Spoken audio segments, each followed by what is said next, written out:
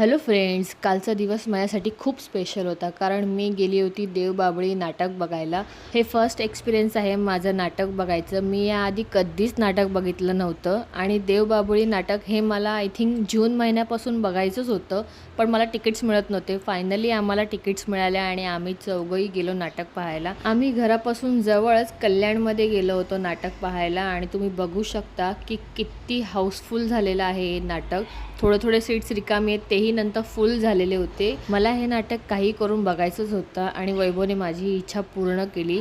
आणि खरं सांगते, हे नाटक खूप सुंदर आहे. तुम्ही सगळ्यांनी हे नाटक पहा. मी जास्त काही इथे शूट नाही केलं कारण मला हे नाटक फील करायचं होतं, बघायचं होतं, म्हणून थोडंसं शूट केलं ना. त्यानंतर मग मध्यांतर झालं, थोडीशी पेटपूजा केली कारण रात्री आलो होतो ना, त्यामुळे थोडीशी भूक लागली, मग थोडं खाऊन घेतलं. या नाटकाचं तिकीट सहजासहज पटकन मिळत नाही कारण मी जून महिन्यापासून बघत होतं आणि मला अपडेट लेट येत होते, त्यामुळे मग ते हाऊसफुल होत होतं नाटक. आणि फायनली यावेळेस मला मिळालं आणि खूप सुंदर होतं. तुम्ही बघत असाल इथे सगळ्यांनी उभं राहून टाळ्या वाजवल्या आहेत त्यांच्यासाठी.